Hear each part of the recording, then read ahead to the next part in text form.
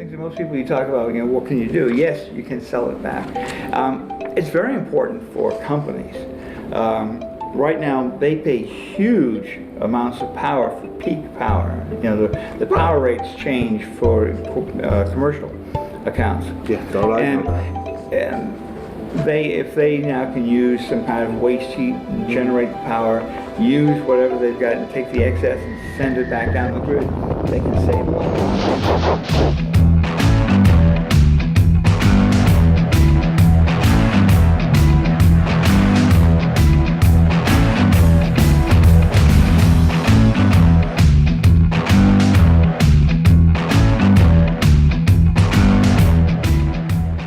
Welcome to another edition of Just Phil.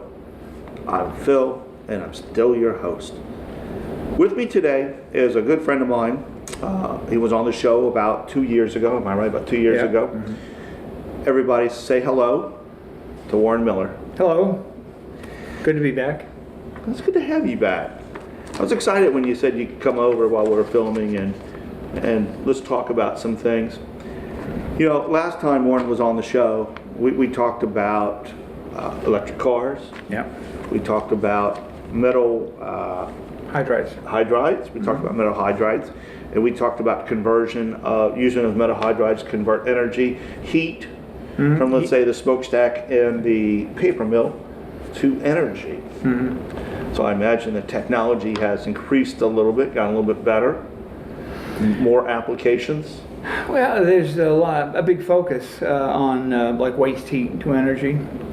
It's amazing the amount of waste heat that does exist in businesses. According to the government, there's about 20 gigawatts of energy available. The problem is that the majority of that, 60% of that huge amount of waste energy, is at temperatures below what most people can do with it. It's below 200 degrees. That's 300 to 200 degrees. So with the technology that we're in the process of trying to commercialize, we can take heat as low as 160 degrees and convert it to electricity. And it's using hydrogen as a working fluid. So it's not like people think Hindenburg when they hear hydrogen. It's a working fluid that's sealed inside these units and never gets burned. Let me explain something to everybody. Hydrogen is everywhere, if you don't know this. The air that you breathe has hydrogen. Water is 2 molecules of hydrogen and 1 molecule of oxygen, H2O. Mm-hmm. So we're not talking about something that's hard to find, that's very plentiful. And when we talk about 200 degrees, 160 degrees, 140 degrees, I personally was under the assumption that it would have to be at a higher level, like boiling. Yeah. But no, I mean, it's very interesting. So we can use that technology to convert the heat, the waste that's coming out of the smokestack into energy. But we can also use it in other applications like air conditioners. Am I right? Yeah, we use the same, about the same process, using heat to drive the reactions. And what happens is we keep the hydrogen in these metals called hydrides, and the hydrogen itself bonds itself inside the lattice of the metal hydride, and it is bound like a metal. It's solid and you can't get it out unless you apply heat or pressure. Right. So when we apply heat or pressure and release it, in the case of generation, we use that pressure to spin a turbine and generate electricity. In air conditioning, we take that heat, drive it over to a second bed, and then cool off this bed, which lowers the pressure. The hydrogen wants to go flying back, but we don't provide any heat for it to leave, so it pulls the heat out of the air itself. And what happens, it's like, blowing on a wet, if your hand's wet and you get wind across it, it cools off, that kind of thing. Right. Well, all of that hydrogen leaving quickly leaves this very cold. So you've got temperatures that are around 40 degrees, and then you just blow that off as air conditioning. So you have 2 separate beds, these hydrides, 180 degrees out of phase, and using heat and ambient air going back and forth, you can cool large commercial buildings. Okay, but now we have to ask the question. Okay. How long does the hydrogen last in there before you have to replace it? Never replace it. So it never There's goes no away. interaction. When the hydrides come and bond, Right. first of all, hydrogen in nature is an H2, it's Right. covalent. When it comes to the hydrides, it splits and becomes H and H, and single atoms attach. That's where energy comes from. It gives off energy when it does that. And then we have to provide the energy to make them back and release as H2. But it never affects the hydride. There's no degradation of the alloy, and there's no corruption of the hydrogen. Well, let's go back to air conditioning. Yeah. Okay, now we use, what do we use to cool air conditioners? Freon. Freon. Yeah, We use right. Freon. And Freon occasionally will just evaporate or escape, and we gotta send the technician out to put some more Freon in Well, there. the Freon never evaporates or escapes unless the compressor breaks. It's a leak in the compressor. Okay. And the problem with air conditioning, whether it's a big commercial air conditioner or it's here in your home, that you've got that compressor, which Right. is driven by electricity and uses a tremendous amount of electricity. Half of all electric power generated in the United States is used to cool or refrigerate something. I knew that, as a matter of fact. But, okay, let's say the compressor breaks. Do we have to go in and do anything with the metal hydride? I have no compressor. I'm driving the hydrogen Okay. back and forth by applying heat and cooling on the different beds. So now, I guess the follow-up question is, what is the manufacturing cost comparison between this new technology and the old technology?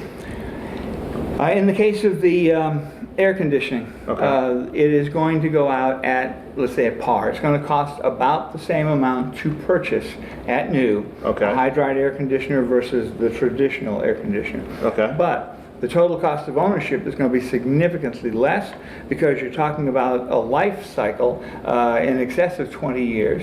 You're talking about virtually no power to drive it. You've got a couple little pumps, you've got a fan, and you've got some valves, and that's it, versus having a big compressor and condenser and all that rolling inside of a normal air conditioner. Okay, now what about the costs associated with the energy conversion of heat in, let's say, a smokestack?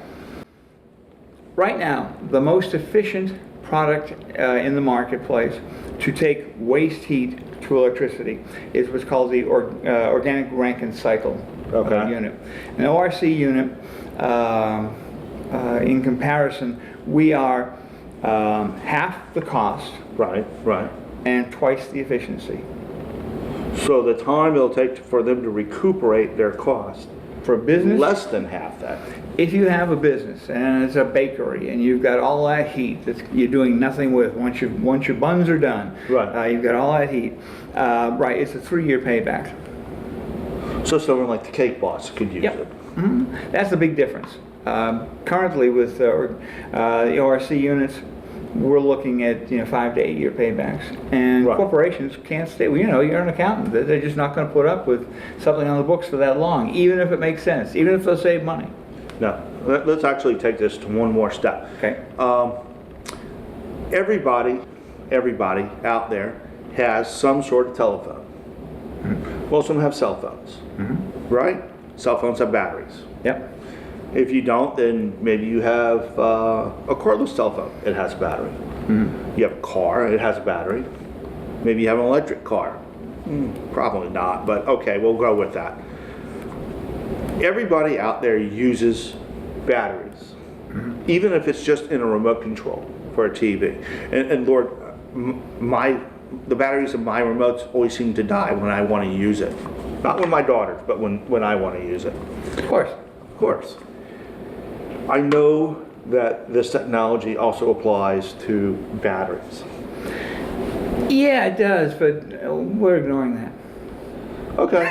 We're not the small batteries. Well, let's talk about the bigger batteries. Yeah, let's talk about the biggest of all batteries.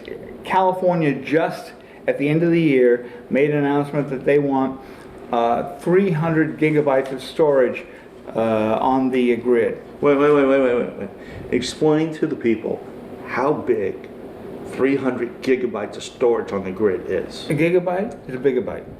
Not gigawatts, I meant to say. Yeah. I've been in my computer background. Gigawatts, okay. Gigawatts. So Okay. how much energy? That's 1,000. That's 1,000 million or Okay. billion. And they want how watts. many? 325. And how much of California could that? It'll handle about a third of the requirements. For the whole But state? let me pack something on. Most people know this but don't know this. When you flip a switch on and the light comes on, that power was just generated. Electricity travels at the speed of light. Right, There is no reserve. right. I know So that. there it is, and you just burned up that power. Well, the problem is on a grid, you need to adjust for voltage fluctuations, you adjust for frequency fluctuations, you have all these adjustments. And what they have to do is they have spinning reserve generators, they're just sitting there doing nothing. Right. And then the worst part, at night, when nobody's using lights except you coming home late, all of that power gets just lost.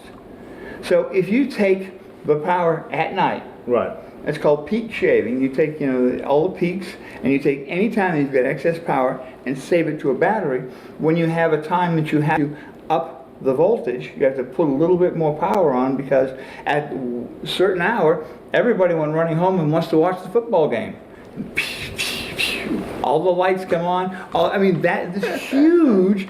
Think about the logistics that they have to go through. Right. But by adding storage batteries to the power structure, it makes a world of difference. See, the world of power is going to change. We're going to have little localized groups of people generating their own power. Whether it be your buddy the baker taking his excess heat and generating it, whether it's going to be you putting solar PV on the roof, or you putting solar thermal and generating heat and making now electric energy and feeding it back on there. It's no longer going to be these big mega companies running the world. They're just going to deliver it. Right. There are companies out there that do just that. Mm-hmm. And if I recall correctly, and I may not, okay, but tell me if I'm wrong, but those people who have solar that generate more power than what they're using can actually sell it back to the electric company. Yes. It's called a feed-in tariff. It's a big gotcha. The people in the Northeast, when Hurricane Sandy came through, Right. the ones that had all those beautiful solar panels on the roof and Hurricane Right. Sandy came through, they couldn't use them because they didn't have batteries. If you don't have a battery system connected to your solar panels, you have to have the equivalent of like a dead man switch. You can't be shooting electric voltage down the line. If the grid's down, you have to disconnect and just take the voltage into your house. Right. Things that most people you talk about, what can you do? Yes, you can sell it back. It's very important for companies. Right now, they pay huge amounts of power for peak power. The power rates change for commercial accounts. Yeah, I And- know that. And if they now can use some kind of waste heat and generate the power, use whatever they've got and take the excess and send it back down the grid, they can save a lot of money and make money. But solar is it's very expensive, as I recall, to install. It's expensive, yeah. No, its prices come down tremendously in the past 2 years. The incidence of commercial solar installations way up, and they're starting to show real profits on things. But the problem's again, if you don't have batteries on those big solar farms, because the sun goes behind a cloud, and generations down. Well, they're relying on getting consistent power from you. The power distribution company needs consistent power. So a bank of batteries tied to the generation, all of the panels, that makes a system that makes sense. Right. So batteries are an absolute vital part of what the future of energy is going to look like. And in those computations of what's our new world going to look like, they're including in those computations electric cars. They're counting on those because all of the houses with a car with a battery sitting in the garage, they'll just pull the electricity out of the car when they need it and send it back when they're done. They've got that kind of flexibility, and you'll see that in the new rate schedules. I'm going to see how good your memory is. Okay. You ready? Yeah. Ladies and gentlemen, I'm going to ask you a question. When do you think the first electric car was built? I know the answer, and I know Warren knows the answer also. I'm pretty sure it was 1906. No, you don't know the answer. That's okay. What is 1898. Do you know what the top speed of that car was? Yeah, 25. And what's the top speed of electric vehicles right now? Well, the LSVs is 25. Yeah. So wait a minute. We got over 100 years and we didn't do anything with it. But this is not a fair assessment because we have cars who have hybrids. Yeah, They're part electric, part gasoline. And you get the Tesla. And then you have the Tesla, which is a fast. very high-speed electric car. Top speed on the Tesla is what, about 150 miles an hour, 170? Yeah, the new one's only, the sedan is like 130. Sedan's beautiful. Only 130. It's an absolutely gorgeous car. It is. Everyone that's driven it just, oohs and ahs. Not the fact that it's an electric. Of course, if you've never driven an electric car, it's wonderful. It's a great feel. It's unlike, a poor internal combustion engine works so hard, and I have a Jag. You hear nothing. And I have a Jag. It's pretty quick, but it's still working to get quick. I drive a Mustang. Yeah, your Driven Mustang. Mustangs for years. Yeah, yeah. But It's not like the smooth acceleration. Torque, all the torque is available instantly. They don't have to work to get to a torque range, and there's no noise. okay, so people are asking me right now, what is torque? Because we talked about a lot of stuff here that it's just way up there. But torque is the energy required. It's the oh my gosh, how do we Torque put this? is what spills your beer. Well, that's true. Torque, okay, a lot of torque will make it so that you cannot reach a $100 bill on the dashboard when the car's accelerating. It pushes you back in your seat, right? That's it. But these cars don't make a noise. Just a tire noise. Oh, they're just I know they're so smooth, and they take your deceleration when you're slowing down, and they convert that energy back to the batteries. And it doesn't matter if you're talking about a small LSV or one of the advanced Gulf cars, or if you're talking about all the way up to the Tesla. It just is, the drivetrain is perfect. LSV, for those of you who don't know what it is, an acronym for low speed vehicle. We talk about braking because when you engage your brakes, when you put your step on your brakes, it creates heat. Heat creates energy. Even when you just take your foot off the accelerator, you can't say gas anymore. You take your foot off the accelerator. Is it taboo now? Yeah, no. There's so many other things that are. Why not? Yeah, that's true. It's politically correct. Well, listen. You know what? We're going to take a quick break right now, and when we come back, we have some other things that we're going to talk about. This is always an interesting conversation. We always have fun. So everybody, sit tight. We'll be right back. This is Calvin Logan. Would you like to appear in this show? Please email me at the screen at calvin.logan@knowyourmoney.org.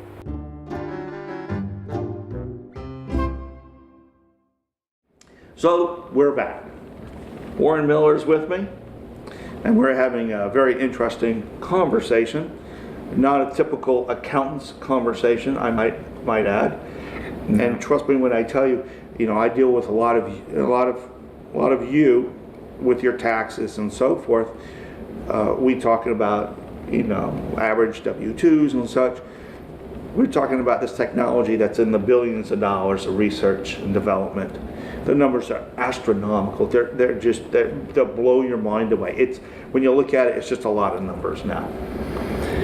Yeah, it's But the numbers are out of this world. But the difference is that there's not one set of metrics in any one of the technologies that we're discussing that we're not talking about making anything less than a major impact in everybody's lives.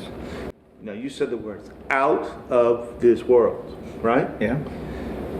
Yesterday, and of course this is going to date the program for anybody who watches the news or reads the news. I don't think this actually hit the network news, but yesterday SpaceX, which is one of our companies that launches rockets up to the International Space Station and takes supplies and such, announced that they have a reusable shuttle to transport astronauts.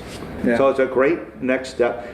So what is the application of this new technology to what SpaceX is doing? First of all, battery technology certainly makes it applies there, and the air conditioning that they're using on the both the International Space Station and on that craft that he's got, we can make a difference there. But I just want to say one thing. I think what he has done there is nothing short of phenomenal. As a private industry, going up against the entrenched military complex, and putting together an organization with goals and meeting goals, which is unlike what military. Not only did he contractors meet goals, he exceeded goals and did it a lot quicker than was anticipated.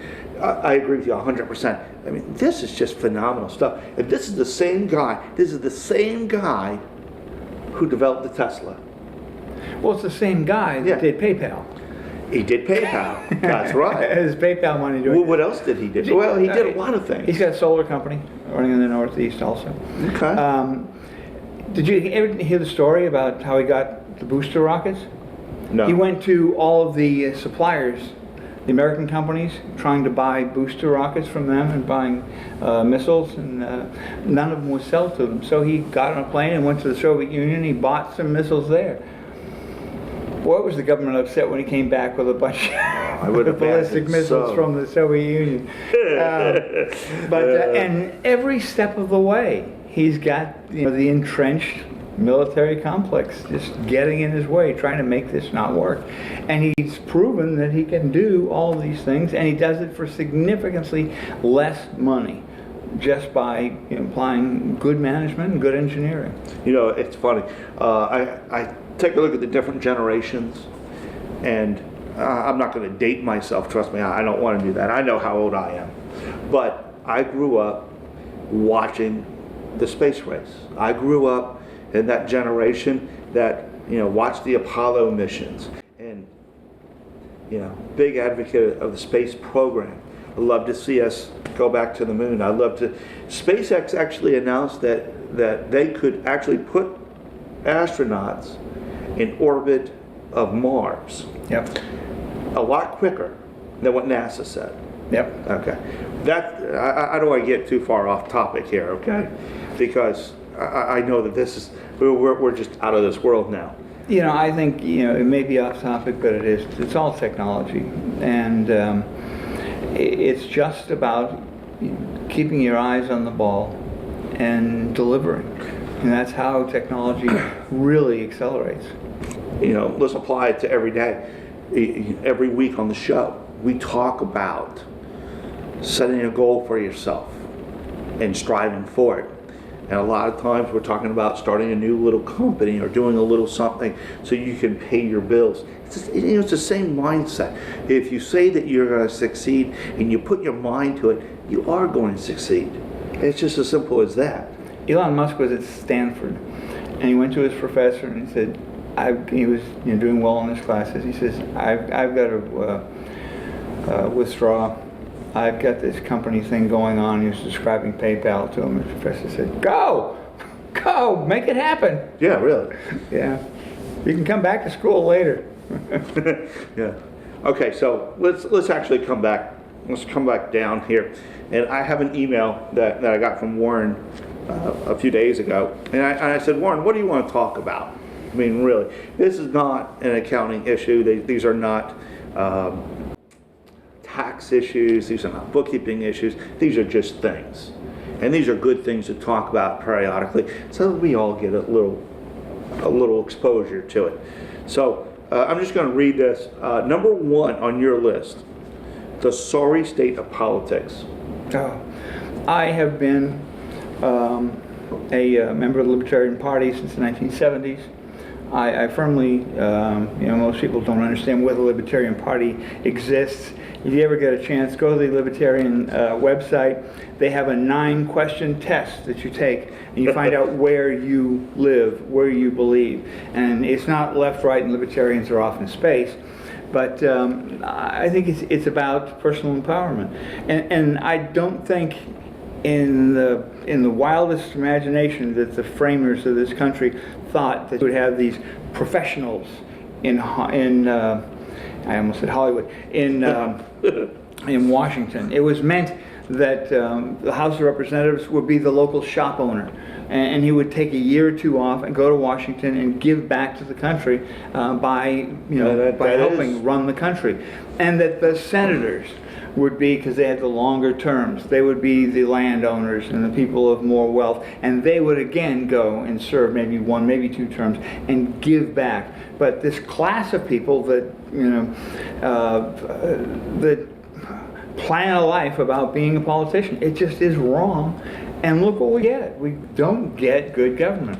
I would love to see every term end, and then someone else come. Term limits of like 2 and 4 years. And the other thing I think, because the other problem is the bureaucrats that run the government, because the politicians can't. Let's take a quick break. We're going to take a quick break, and we'll be right back. This is Calvin Logan. Would you like to appear in this show? Please email me at the screen at calvin.logan@knowyourmoney.org.